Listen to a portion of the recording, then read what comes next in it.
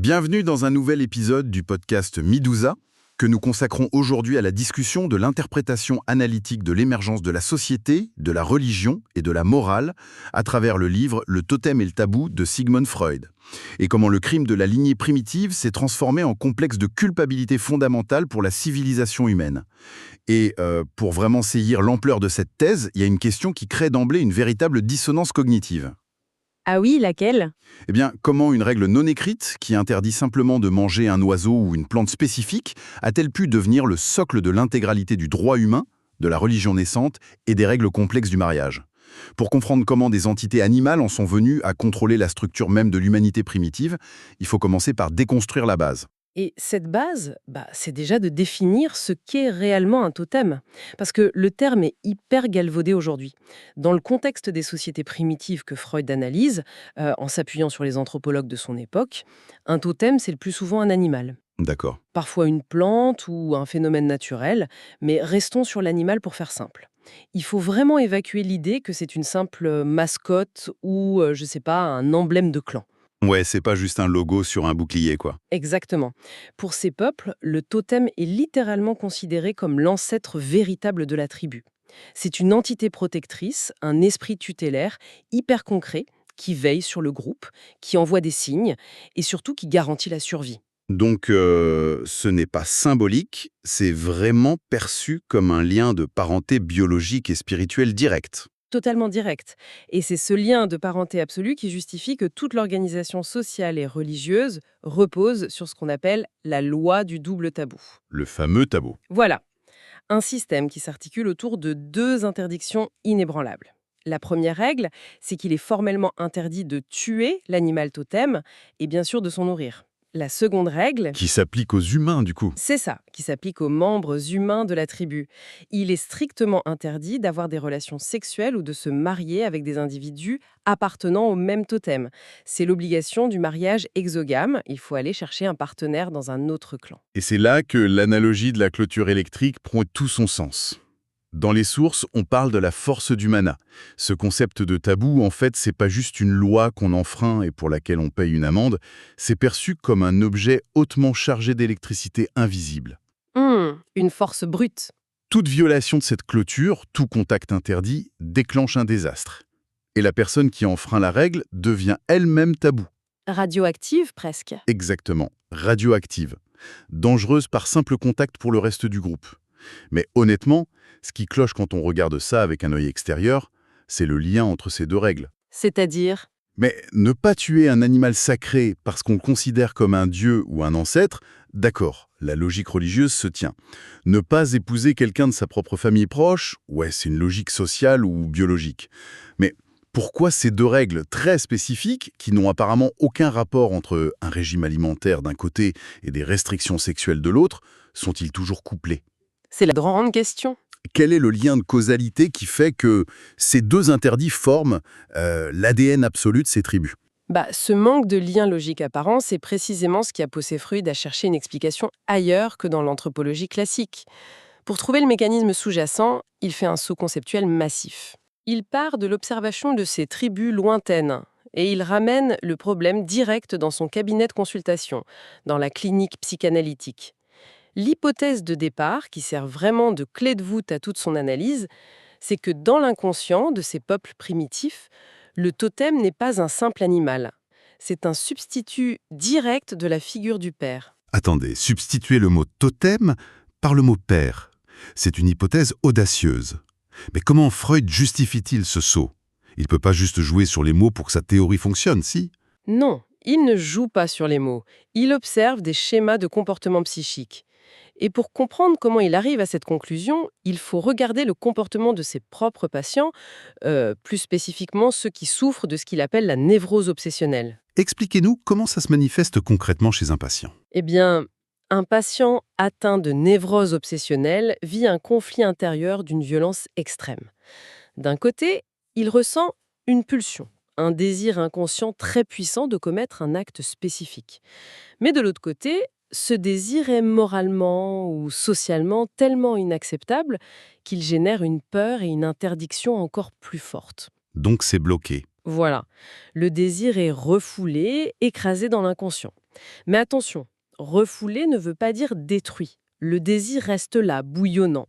C'est un peu comme essayer de maintenir un ballon gonflé d'air sous l'eau. Ça demande une énergie constante. C'est une excellente image, oui. Et pour que le ballon ne remonte pas à la surface, le patient doit mettre en place des règles, des rituels, des interdits irrationnels et extrêmement stricts. Des tabous personnels, en quelque sorte. Freud réalise que l'intensité d'un interdit est toujours proportionnelle à l'intensité du désir qu'il cherche à bloquer. C'est logique. On n'interdit pas avec une terreur absolue quelque chose que personne ne veut faire. Si le tabou primitif est si terrifiant, c'est la preuve psychologique clinique qu'il existait à l'origine une tentation gigantesque de commettre les actes interdits. Ah, et si on applique cette logique clinique à nos deux règles totémiques, on voit exactement ce que la tribu essaie de réprimer. Faites l'exercice de substitution. Le premier interdit, c'était quoi? Ne pas tuer le totem. Si le totem est le père, cela devient l'interdiction de tuer le père. Le second interdit, ne pas avoir de relations sexuelles avec les femmes du même totem. Cela se traduit par l'interdiction de commettre l'inceste avec la mère ou les sœurs du groupe. Le complexe d'Oedipe, les deux désirs les plus archaïques mis en lumière par la psychanalyse, le meurtre du père et l'inceste. La correspondance est parfaite. Elle est totalement structurelle. Les règles de ces sociétés primitives sont construites exactement comme les mécanismes de défense d'un patient névrosé pour bloquer ces deux désirs fondamentaux. D'accord. Le parallèle clinique est brillant. Comprendre que la structure d'une société entière fonctionne comme le cerveau d'un individu angoissé, ça donne une toute nouvelle grille de lecture. Mais je dois soulever une objection majeure ici. Observer des névrosés sur un divan à Vienne est une chose. Certes, Dire que leurs symptômes reflètent des désirs universels refoulés en est une autre, mais prétendre que des civilisations millénaires ont structuré leurs lois religieuses et matrimoniales autour de ça, ça implique un point de départ concret, une genèse historique. Est-ce que Freud postule l'existence d'un patient zéro, d'un événement déclencheur réel? c'est inévitable, oui. Si ce conflit est si ancré dans l'humanité, il faut remonter à la préhistoire pour en trouver la source originale. Et c'est là que Freud s'appuie sur les travaux de Charles Darwin, et plus particulièrement sur l'hypothèse évolutionniste du troupeau primitif. Quoi ressemble ce fameux troupeau primitif? Il faut imaginer une structure sociale qui n'a rien à voir avec une tribu égalitaire, paisible. Selon Darwin, les premiers groupements humains s'organisaient autour d'un mâle dominant, un père surpuissant et totalement tyrannique. Ce despote s'appropriait absolument toutes les femelles du groupe. C'était son monopole exclusif. Et les autres hommes? Les fils y devenaient quoi? Leur sort était implacable. Dès que les fils grandissaient, dès qu'ils développaient une force physique ou des désirs qui pouvaient faire d'eux des rivaux sexuels, le père les expulsait brutalement du groupe. Ceux qui résistaient étaient tués ou castrés. Ah ouais, radical. C'est un règne de la terreur fondé uniquement sur la force brute et la jalousie. C'est un système totalement verrouillé, une vraie cocotte minute. Les frères n'ont aucune perspective de reproduction, aucune place dans la société, si ce n'est la soumission totale, l'exil dans la nature hostile ou la mort. Mais mécaniquement, un système qui génère autant de frustration et qui ne repose que sur la force d'un seul individu finit par s'effondrer, non? Absolument. Le point de bascule se produit dans l'exil. Les frères, chassés un par un, finissent par se retrouver. Ils réalisent que seuls, face à la force écrasante du père, ils sont impuissants. Mais ensemble, en s'associant, l'équation s'inverse complètement. L'union fait la force. Voilà. La force collective de l'alliance fraternelle devient supérieure à la force individuelle du despote. Ils se regroupent, retournent vers le campement, renversent ce père tyrannique et le tuent. C'est le parricide fondateur. C'est le premier acte. Le renversement du pouvoir. Mais Freud ne s'arrête pas là, et c'est la partie de l'analyse qui suscite, franchement, le plus de perplexité. Il affirme que ses frères ne se sont pas contentés d'assassiner le père. Ils ont dévoré son cadavre. Là, j'ai besoin d'une explication solide. C'est vrai que ça choque. Freud construit cette gigantesque théorie sur le troupeau primitif de Darwin, ce qui est déjà une hypothèse. Mais y ajouter un rituel cannibale, est-ce que c'est de la pure spéculation dramatique? Et comment peut-il justifier intellectuellement qu'ils l'ont mangé? C'est une excellente question, car cela semble excessif au premier abord. Mais Freud ne tire pas ça de son imagination. Il croise les observations anthropologiques sur les tribus cannibales existantes et la logique de l'incorporation psychique qu'il observe en clinique. C'est-à-dire? Eh bien, dans l'esprit primitif, le cannibalisme n'est pas une question de calories ou de survie alimentaire. C'est un mécanisme d'appropriation. En mangeant une partie de l'autre, on absorbe physiquement ses caractéristiques. On incorpore son essence. C'est fascinant, parce que cela me rappelle très concrètement le monde des affaires d'aujourd'hui, en fait. Vraiment? Ouais. Comment ça? C'est l'équivalent préhistorique et littéral d'une OPA, une prise de contrôle hostile d'une entreprise. Dans une OPA sauvage, les concurrents ne veulent pas juste éliminer le PDG adverse, ils veulent absorber son entreprise pour récupérer ses parts de marché, ses actifs, son pouvoir. Ici, l'absorption n'est pas financière, elle est organique. Les fils dévorent le PDG de la tribu pour s'approprier sa force, son autorité implacable. C'est exactement le mécanisme psychologique à l'œuvre. Le repas cannibale, c'est l'acte par lequel ils s'identifient physiquement à lui. Ils acquièrent collectivement sa toute-puissance. Mais attendez, il y a une contradiction logique flagrante ici.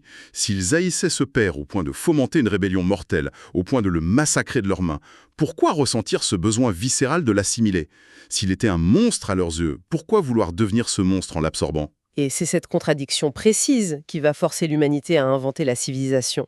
Pour comprendre pourquoi ils veulent devenir celui qu'ils détestent, il faut introduire un concept clinique clé, l'ambivalence des sentiments. Ce terme peut sembler technique, mais il décrit une réalité émotionnelle très courante.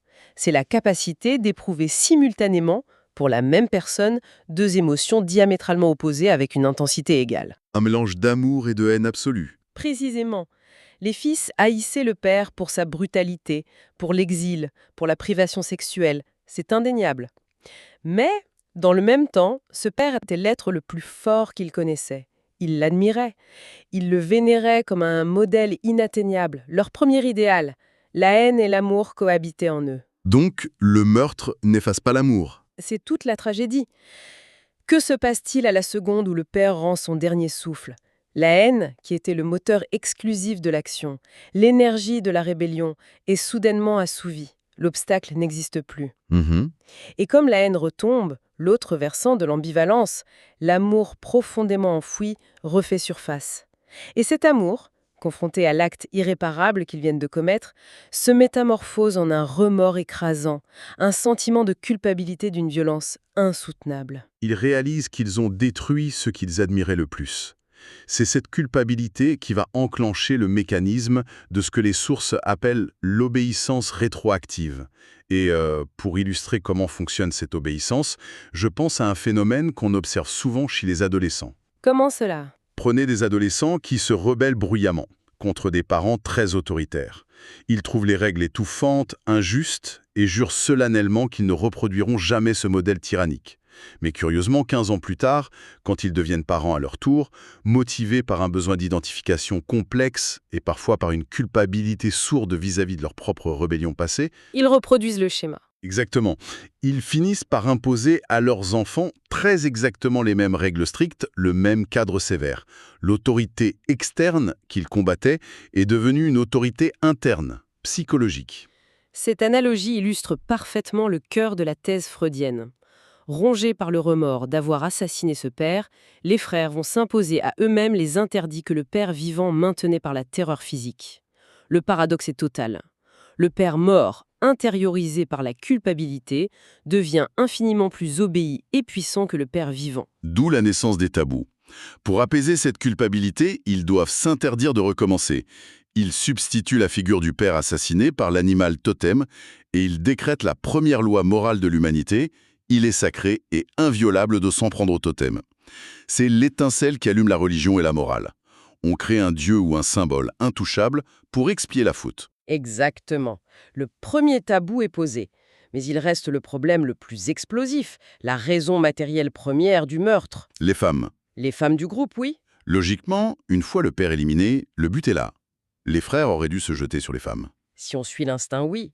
Mais que se passerait-il alors? Chaque frère voudrait prendre la place du père, tout garder pour lui, la jalousie s'installerait, les frères s'entretueraient, la nouvelle organisation sociale, qui est construite sur l'alliance fraternelle, s'autodétruirait immédiatement dans un bain de sang.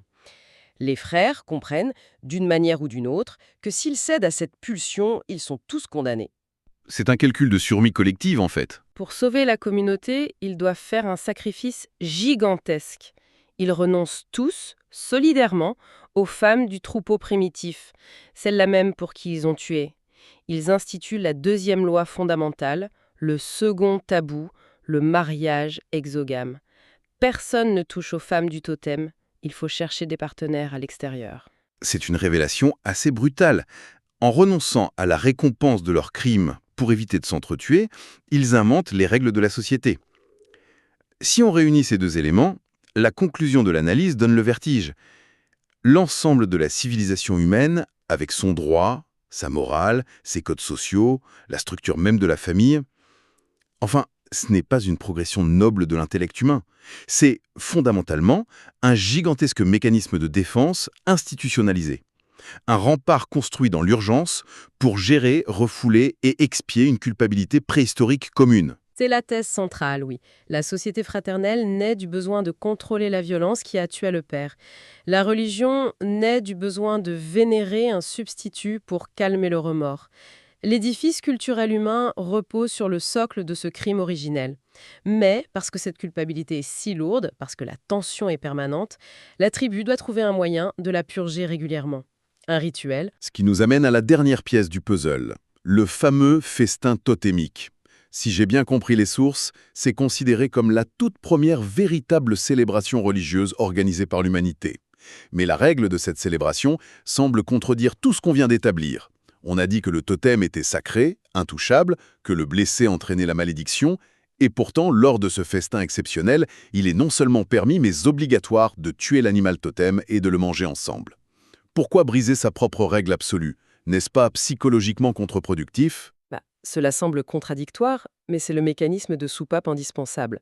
Le festin totémique est une transgression encadrée, légalisée. Pourquoi est-ce nécessaire? Parce que le pacte social et fraternel qui a remplacé la tyrannie du père doit être réaffirmé. Le rituel exige de répéter l'acte originel. En se réunissant pour tuer et dévorer le totem sacré, les frères rejouent le crime fondateur. Ils se rappellent d'où ils viennent et ce qu'ils ont fait. Surtout, ils partagent de nouveau la responsabilité. La culpabilité est trop lourde pour un seul individu. Le festin exige la participation de chaque membre de la tribu, sans exception. En commettant le sacrilège ensemble, aucun individu ne peut juger l'autre. La faute est répartie, diluée. Ce partage régulier du crime et du remords scelle la communion fraternelle et garantit que les lois sociales seront respectées le reste de l'année. C'est une catharsis, quoi. On ritualise le meurtre dans un espace contrôlé pour s'assurer qu'on n'aura pas besoin d'y recourir dans la réalité. La pulsion violente est canalisée.